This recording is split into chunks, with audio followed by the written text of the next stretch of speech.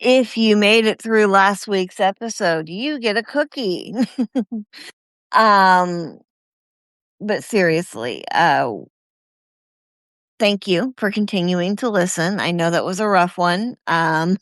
Ben came to me afterwards. He's not a normal true crime consumer, and he was like, "You said that you weren't going to talk too much about like the stuff that they did," and I'm like Ben, I was literally just like factually listing the things that literally happened. There are people who do 14 to 16 hours on like one tiny aspect of a case that is like often the most sensationalized part. Like, Yeah, outside my wheelhouse a little bit there. I do civil law, so that yeah. well, I did do corporate defense, hated it, and there's a electrocution case and an arson case, and that was really sad because there were bodies involved. But yeah, you gotta be careful what you let into your mind. Like your mind is a temple, and if you dwell on things that are too violent, it'll stick with you. I already had that illusion shattered at a very, very formative time in my life. So, like, this has largely been a quest for me to try and understand not only what happened to me, but what happens to a lot of other people. And it's kind of a trauma response, and I get that. But, like, the more data that I have, the more patterns I can recognize, and the more patterns I can recognize, the more I can nope my way out of a situation that I don't have any business being in. That makes sense. Yeah, it's good to keep an eye out on things going on around you. You never know when you have to play. It's called being the gray man and kind of Yep. disappear into the crowd. Are you familiar with something called the Martha Mitchell effect? I don't think so. Okay. Martha Mitchell was married to somebody who was really high up in Nixon's administration. And she was like really, really known to be like a town gossip. Like, if you wanted to know what was going on, who was having an affair, who was doing what the fuck ever, you would talk to Martha Mitchell because she would tell you, you know? And her husband ended up, like, drugging her, having her committed, like, and she was telling everybody, "No, something is going on with the Nixon administration. There is, like, corruption at the highest levels." And everybody thought, like he had her painted like she was a drunk, like, all of this stuff was going on. Meanwhile, like, everything that she was saying was factually accurate and proven to be true much later down the line. Um and so the Martha Mitchell effect is when everybody thinks you're crazy, but you're actually right. Oh, so in honor of Christopher Nolan's latest piece, it's being a Cassandra. Yes.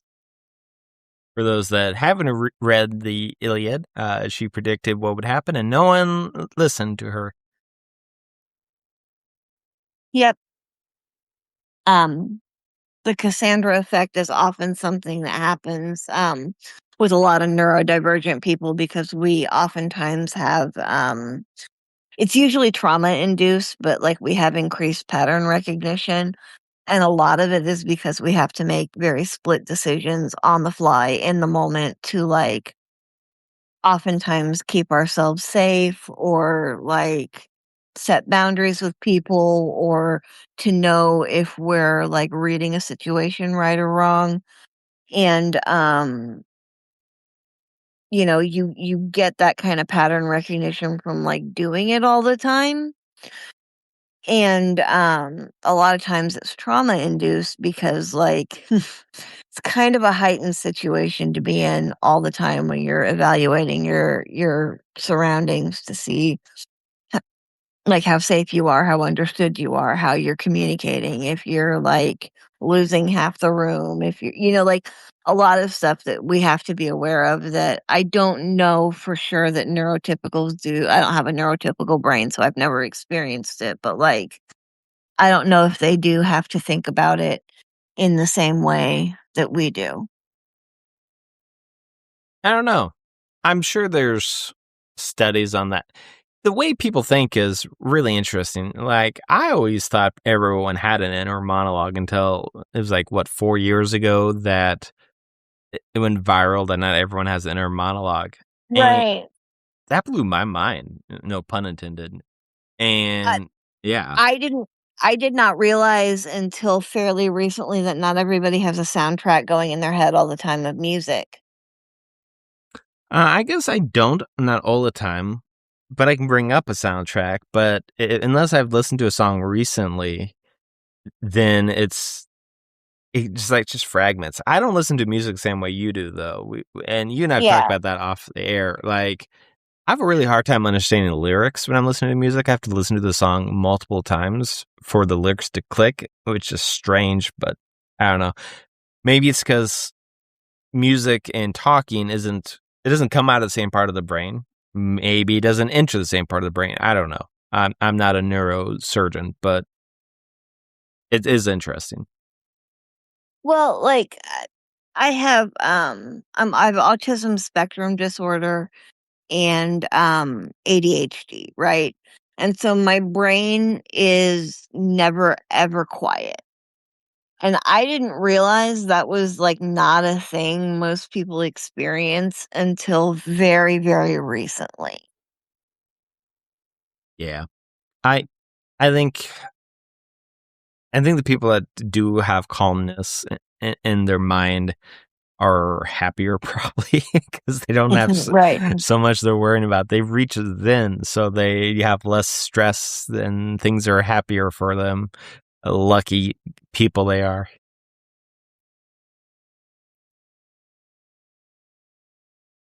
Okay. Okay.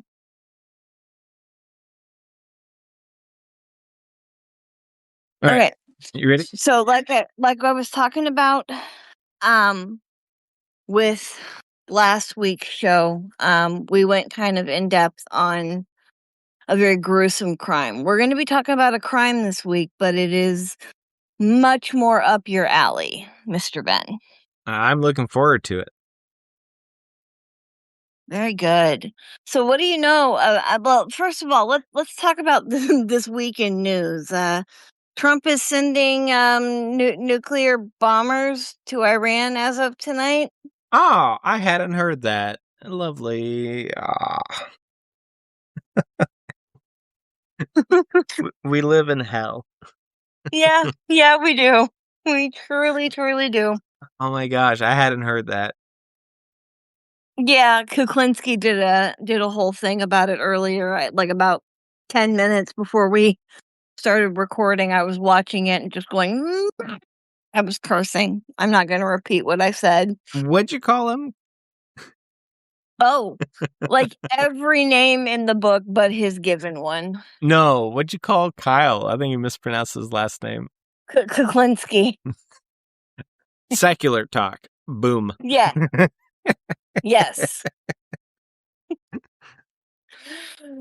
Anyway, but they're still trying to weekend at Bernie's Mitch McConnell's reputation somehow. I still think it's some death of Stalin shit we have going on. So that's an interesting thing. I've seen people argue that if he's incapacitated, this is a crime. But oh wait, this is gonna be a cold splash of reality.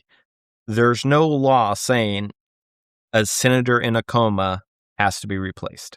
I know Oh, that's I didn't say it was a crime. I just said it I'm was not some death of Stalin shit. I'm not saying you. No, people online are saying that.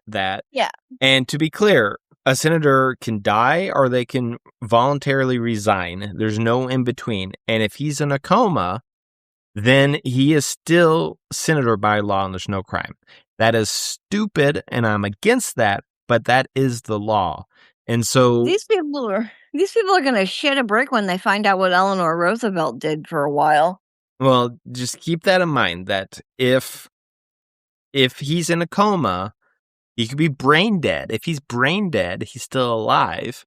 And I mean, to be fair, he's been brain dead for 20 years anyway. But Right. but he'll serve out the rest of his term, and there's nothing we can do about it, unfortunately. It is what it is. Um, in the grand scheme of the kind of corruption and bullshit that's going on right now, this is by far the most comedic. Yeah, maybe not the most comedic. I don't know. There's so many up there. Like, How do you write satire in today's age? I don't know how Onion's doing it. Like the writers, the writers at Onion, props out to those people because whatever they I can know, think right? of, it's like the boys. They had Homelander becoming a god, but Trump had declared himself a god earlier.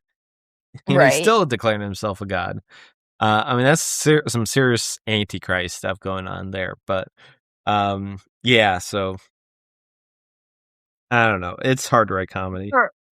Yeah, but I mean, like, the book that they love to use as a weapon did say that most of them would be duped by the guy. That's true. Like it's funny. In some ways, it strengthened my own faith. In other ways, it's weakened my faith. So it's I've got Schrodinger's faith. It's in a box. I don't know if it's alive or dead. It's been so twisted by what MAGA does. It's it's a messed up world, that's for sure. Well, that's actually a sign that you're engaging with it in a really healthy way. Because as an adult, you should be critical of something that you give that much of your, because what faith relationships typically ask of you. And I grew up in, the mother of all negotiation relationships. I grew up Catholic.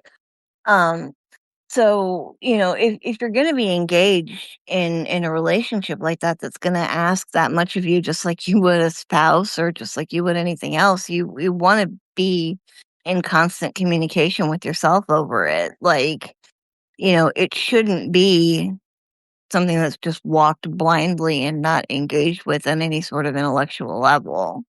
No, I agree. And like not the we can do a deep dive in my faith at some point if you'd like, but like I cherry pick what I believe, and the Old Testament really just doesn't make it in that cherry picking at all. But Yeah. um yeah, I would say a It cherry it pick. it does for me if you're looking at it as, like, a mythology or as, like, a foundation for what came after, but I've never been one to take it literally, nor have I ever really put a lot of stock in people that do. Yeah. But all right, so crime. I'm excited to do crime. I mean, hear about crime. Okay, well, this crime that we're gonna talk about is much more up your alley, and it is something that we are feeling echoes of even today.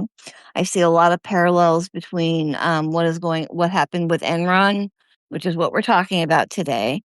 Um, and, I was in high school when Enron happened. You may have been, like, just gotten into high school or still in middle school. It was 2000, October 2001 is Yeah, I when was the in high fraud school. became public. Yeah. Um, yeah, it was my senior year of high school. And, actually, no, I think I was out of high school when Enron happened. I had just gotten out because yeah, I got out, earlier that summer, and it was 2001 still, so, yeah. But, I was an adult enough to be aware that it was bad, but, like, I didn't see the echoes of it until the housing market scandal started unraveling, and I started really paying attention to, private equity stuff Mhm. because of the housing market unraveling. One of the many times it unraveled, it seems to have a constant habit of that. Stay tuned in the near future. Yeah. Actually, like, landlords default like, people who hold multiple mortgages in this country, so landlords are at their highest default rates since, 2007, right before the big crash, I was gonna and, ask, did something happen in 2007? Help me remember. mhm, yeah. We'll No, talk about that one at a later date too, because, yeah. oh boy, do I have a lot to say about that one. But, white collar crime often gets overlooked in a big way, for, like, a lot of reasons. People, for some reason, think that, like, white collar crime doesn't destroy people. Like, it absolutely does. and this kind of stuff is like really important. Just like we notice patterns of psychopathy in, like serial killers and in people that like actively harm animals and things. There are warning signs for corporate psychopaths too. And like a lot of the big, CEOs, the people that really make a lot of money in this country are hold on, the dog. Loki, you need to stop. Um, a lot of the people that really make a lot of money in this country, they do it by not flinching when they fire 400 people at one time. Yeah, You know what I mean? I was gonna say, you mentioned a lot of bosses can be psychopaths and stuff, and Mhm. I bet some of our listeners have examples. If you guys feel like it, I want to hear some horror stories. I would love to hear some horror stories. Drop them in the comments. We'll highlight them in the next episode if you feel like sharing. No real If you names wanna though. remain anonymous we won't give your name, but we will ask permission to share your story in the comments. Yeah, don't use anyone else's real name though. Yeah. Okay. So we're gonna be talking about Enron. Now, the Enron scandal is like a giant at the fundamental core of it, it's a giant accounting scandal. But it's an accounting scandal that like is the catalyst for like 90% of the laws we've had in the last like 25 years regarding like corporate espionage, like shredding documents, like what you have to save, how often you have to be audited. It all came from Enron. Yeah. What do you know about Enron? Like what do you remember? So I was a wee lad, but it was 2001, like you said, Uh-huh. and it was Well, during the. that's when it became about Enron. So I watched a documentary on Enron a few, I guess, years ago now, and then there was like a comedy about Enron Yep. too. Smartest guys in the room. Is that the name of it? Yes, it is. It's got no, it was Dick and Jane, right? No, the big one, the one that like won the awards and stuff, was the smartest guys in the room. I don't think I saw that. I saw Dick and Jane, which There were a lot of movies made about it afterwards. gotcha. Uh, and so it was during the dot com stuff, but I don't think it was related to dot com. I guess it's been so long since I've seen these documentaries, I forget a lot. Yeah, I don't know. Enlighten me. Pretend I am totally clueless. Okay. So at the heart of Enron, it was a giant accounting scandal, okay? And it was the American Energy Company, and it's very important that it was like an energy company, right? Because like when we talk about things that are utilities, we're not usually talking about speculative markets, correct? Mm-hmm. Yes. Okay. So, the American energy company Enron filed for bankruptcy after news of widespread internal fraud became public in October of 2001. And this led to like the immediate dissolution of the accounting firm, which was Arthur Anderson. And like the amount of corruption and like craziness that came out of this accounting firm, Arthur Anderson, like they were shredding documents in that building the night before they were indicted, just shredder party. That's Um, always a bad sign. yeah. They were previously one of like the 5 largest in the whole world before this happened. They were in charge of some of the biggest accounts, some of the, like big companies worldwide. They probably had dealings with Arthur Anderson. Um, and it was the largest bankruptcy reorganization in US history at the time. And it was also cited as like the biggest audit failure in US history. Well, I think there's a five-sided building that might beat that. Right, right. But like the ones that we're allowed to openly talk about because they're in the private sector and they don't Yeah, I know. directly deal with, Yeah. Um, you goofball.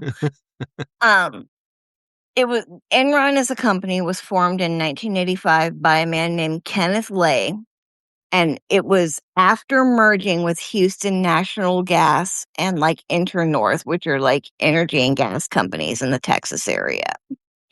It's very significant that this takes place in Texas because the regulations in Texas are already way lax compared to like other places. Um, Several years later, when a man named Jeffrey Skilling was hired, Kenneth Lay developed a staff of executives that like specialized in using accounting loopholes, right? And they would like misuse market to market accounting and special purpose entities. And like they would deliberately give like very inaccurate and like underreported financial reporting. So effectively, they were operating like the mob. They had two sets of books, like what they were actually doing and what they were telling everybody they were doing. And they were able to hide like billions of dollars in debt from failed deals and projects from like any investors, anybody, right? And they were able to successfully do this for like a decade. Like, do you know how crazy that is when you're talking about like an energy company? In some ways, it reminds me of some of the companies I've gone against in the legal field where they'll know something kills people for decades.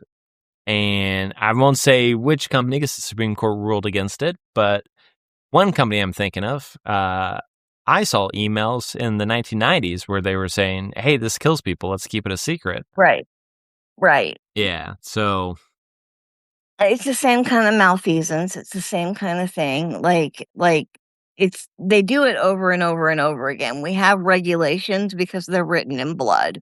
We have regulations because people died. mhm, We have regulations because companies would just like, "Oh, I'm just not gonna tell them that it's gonna kill them, and we'll get their money in the meantime."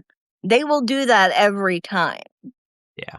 um, unfortunately, and the system rewards that kind of behavior until it doesn't. Yep. Um, but they were able to successfully, like, hide all of this bullshit going on behind the curtains for, like, a decade or more. Chief Financial Officer Andrew Fastow and other executives completely like they lied their asses off to Enron's board of directors and the audit committee on high risk accounting practices, and they pressured Arthur Anderson, which was the accounting firm, to not only ignore the issues but to comply. These are like mob tactics. Yeah. Do you know how they pressured the financial company? Was it just business Um, or anything nefarious? I think that they used, they were one of the first documented cases to use a security company called Black Box, which is a lot of former Mossad agents, and they're kind of a fixer security company, that's really well known, like, around LA and in areas where, like, I know about them in Indianapolis because there's a lot of, like, Indy 500 drivers that live here at least part-time, and we've got, like, a professional football team and stuff, so, like, you hear about securities companies a lot because, people don't may not realize this, the Indy 500 is, like, one of the biggest sporting events in the world. So for at least, like, a week in May, we have, like, a wild group of people in the city, and it's people from all over the world that would normally never be in one spot. So, to me, that surprises me because Mossad is well known for ethics and following rules and speaking out for human rights and uh, all kinds of stuff. This shocks me. I'm shocked. Oh, yes, I can tell you are just so deeply shocked here. Yes. Um, and we'll leave it at that at the moment. Um but yeah, they were the same security company that was hired by Britney Spears' dad during the conservatorship to, like, hack into her phone and monitor all of her communications, and just wild out of the pocket stuff. Small world. Mhm. Shareholders filed a $40 billion lawsuit for which they were kind of eventually partially compensated with 7.2 billion after the company's stock price like just plummeted from a high in the early 2000s of $90.75 per share in the mid 90s ish to like less than a dollar share by the end of November 2001. That's a bit The of a drop. security Yeah, no kidding. The Securities and Exchange Commission, the SEC, began an investigation, and the rival Houston competitor, Dynegyy, offered to purchase the company at a very low price, so they were able to, like, basically swallow up their competition. The deal failed on December 2nd, 2001.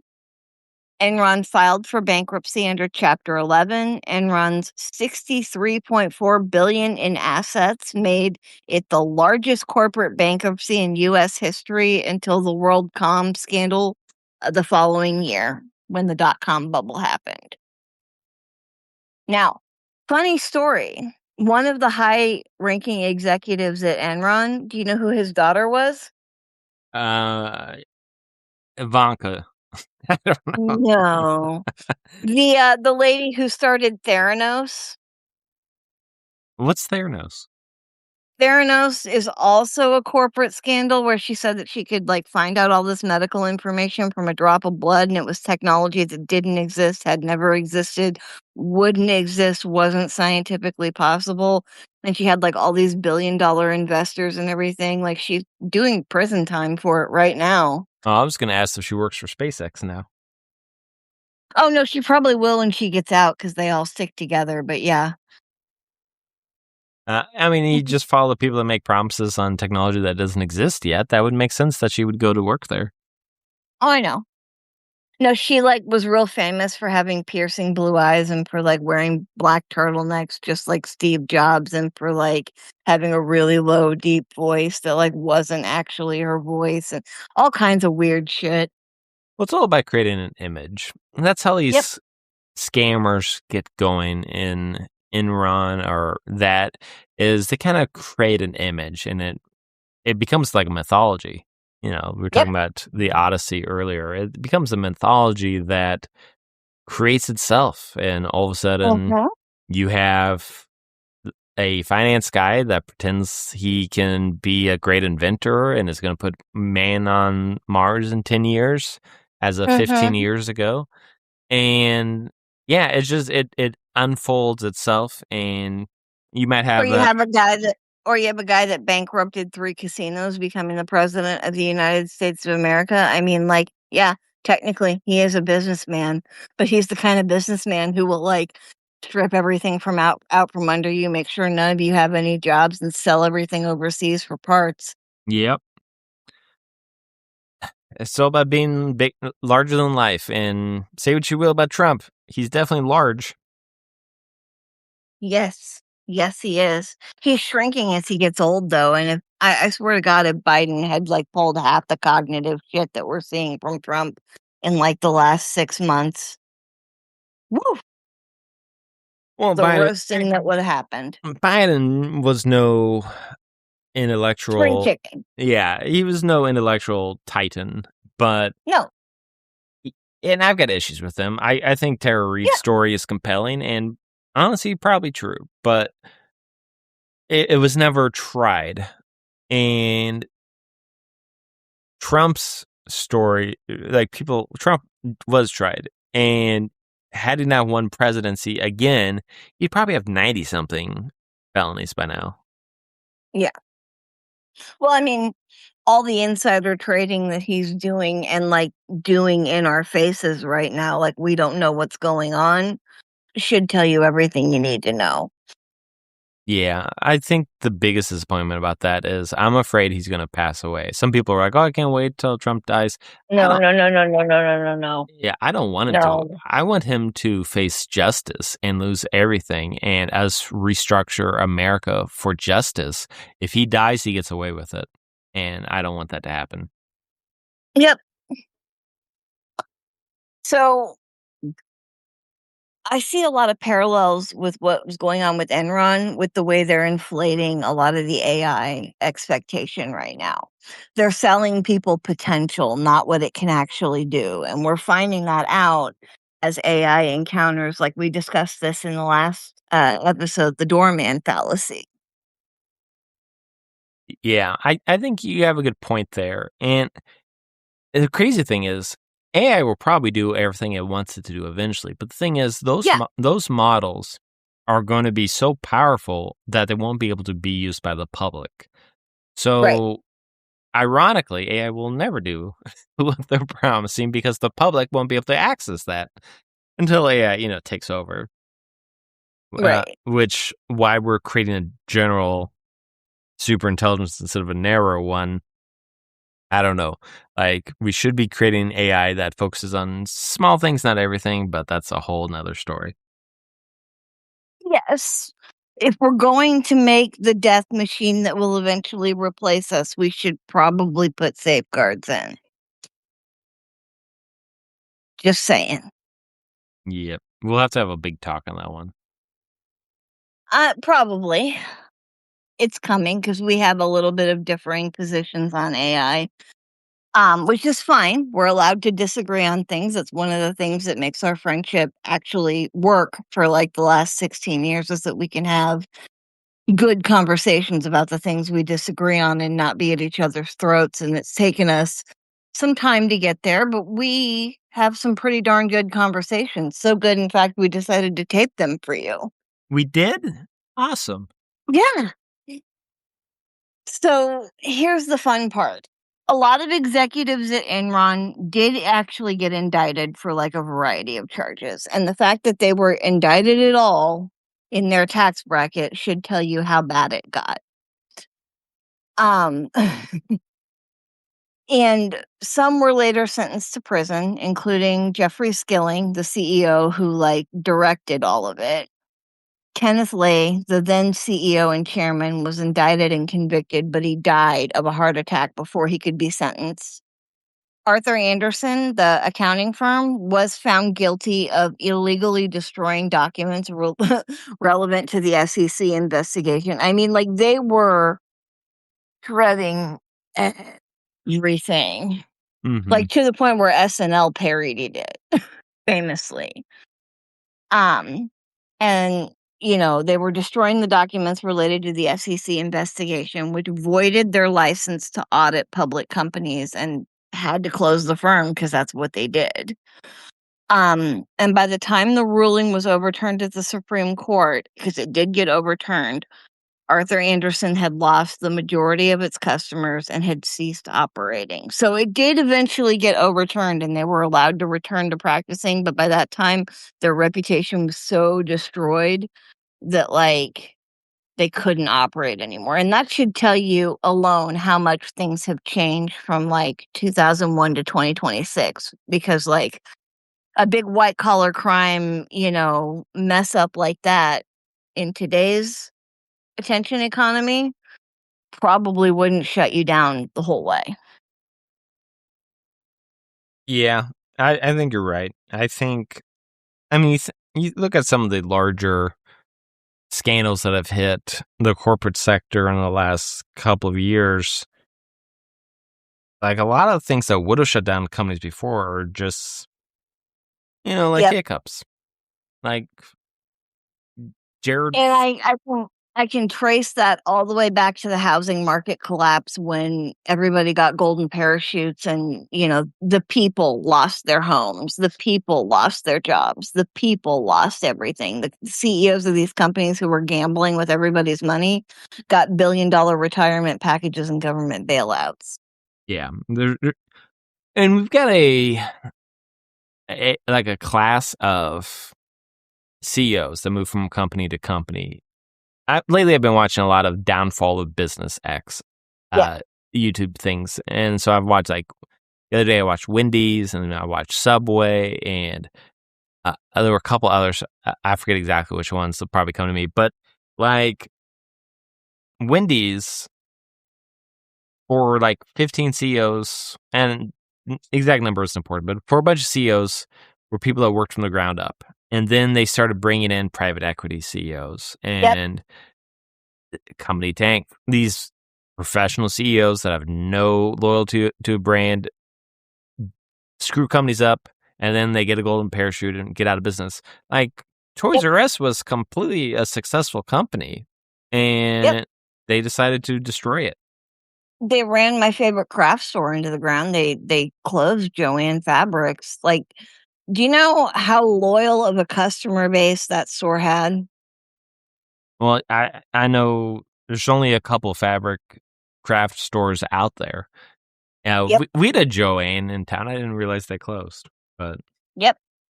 yeah. So here's the really sad part. Enron employees and shareholders only receive like limited returns and lawsuits because they can make a ruling that you have to pay, but they don't ever follow up on that stuff. Like most of the time, if you see a giant ruling, unless it's from like a multi-billion-dollar company that is paying it off because they have PR nightmares they have to deal with, like just because a person says that they're going to get like $8 million doesn't mean that they're gonna get any of that. Like,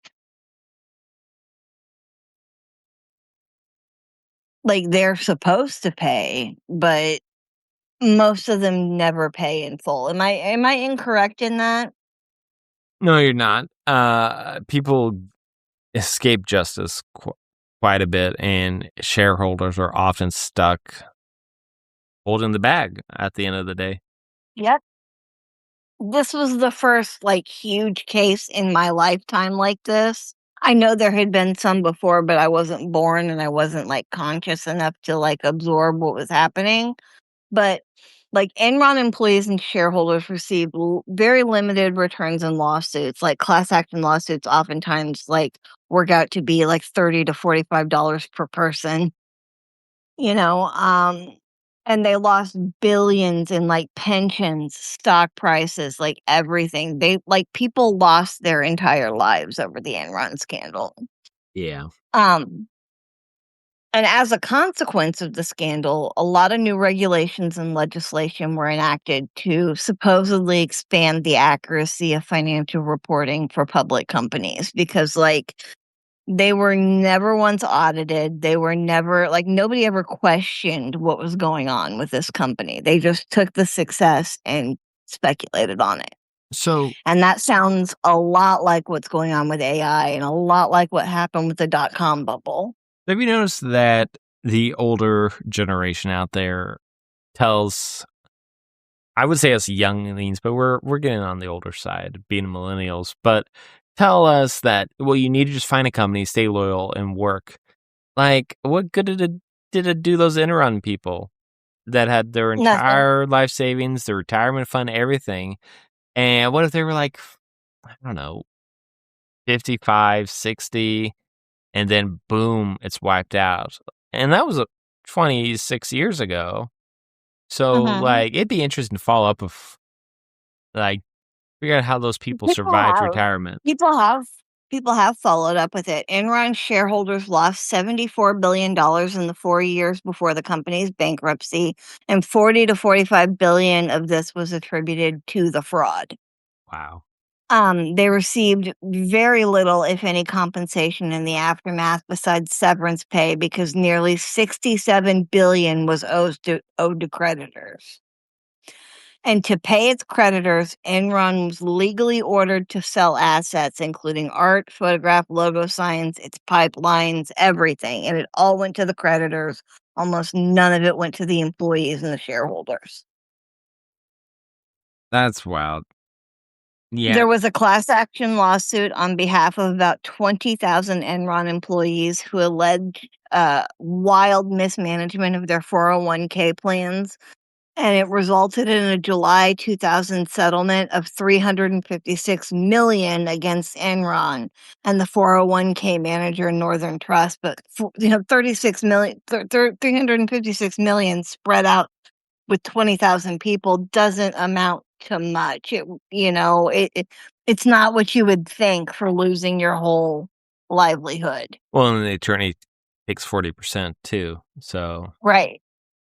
that's great for that law office, not great for really anyone else. I think it's estimated that every employee received from the settlement like $3,100 for their entire life's work. Yeah, that's you could argue that's worse than a pizza party as a promotion. Right. And That's like rough. Enron didn't happen that long ago, and there's so many echoes to what's going on in the market right now with wild speculation on technology, which is very reminiscent of the dot-com boom. And I was like a baby adult when that happened. Like I was 17, 18 years old. So I was conscious, but like barely. Mhm. But there's a lot of the same kind of hype cycles repeating. And like whenever you see hype cycles that outpace what the product can actually. Right. I think so. AI is an interesting spot. I mean, I know that's why we're talking about Enron. AI, like I was saying, it probably can do eventually everything people are saying, Yeah, but not right now. But uh, internet had a bubble too, so yeah. A after, bubble's not the end of the industry, but it is a very important part of how an industry becomes like mainlined because whenever anything is new, people speculate on it. I think it's not that the technology is fraudulent. I think we're dealing with it in some pretty bad ways by like buying up farmland and polluting water and doing all that shit. But again, I mean, I live in the Midwest and there's a data center popping up like every 100 miles here right now. It's inescapable. And I live in a state where our governor really, really, really wants to be up Trump's butthole. So we're doing a lot of like awful stuff in Indiana right now. yeah. But Speaking of which, there's some breaking news. yeah. Well, not really breaking. It happened a couple hours ago, but the House voted to merge the Israeli military and the U.S. military. I need to actually look into that, see how much is that's How is real. that not treason? It is treason, and that's why I need to look into it to see how real that is, or if that's just fear mongering. Because both sides do fear monger. Yeah. Republicans much more than Democrats. Don't get me wrong, but Democrats have been known to fear monger on occasion. So I need to look into that, do some research on that. But on the surface, it definitely sounds like treason to me. I mean, I know the Senate voted against it, but I didn't know it was going to vote in the House tonight. That's not good. No. Well, we'll be talking about that one in the future, I'm sure. That's not going to have any unforeseen consequences. Not at all. Nope. Y- Yeah. All right. Well, on that note, we have yapped your ear off. I've got a lot of editing to do once we get this done. And this will be my first episode editing by myself. He's going to help me walk through it. Yeah. So, I did the other wish me ones. luck. Yeah, you did, and you did fantastic, and we love you for it. But I also understand that you're picking up a lot of extra work right now, and I want to make this as easy and enjoyable for you as it can be. Yeah. Don't worry. You'll do a good job. And if not, you can edit out this part where I predict you'll do a good job.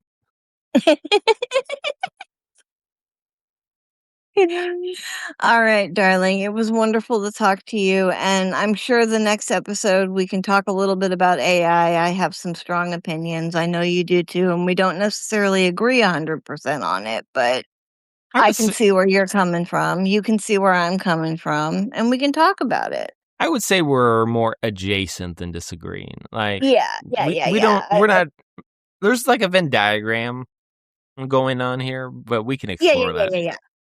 Yeah, there is, and that's totally fair to say. It's not like you're all the way one way and I'm all the way another. We disagree on some of the nuance of it, and I think that that's a really valid conversation, an important conversation that we should be having, and maybe we should let the audience in on it. Yeah, I'm looking forward to it. Me too. All right, darling. Well, you guys all take care of yourselves, take care of each other, be good to each other, and we'll catch you next week. Peace. Bye bye.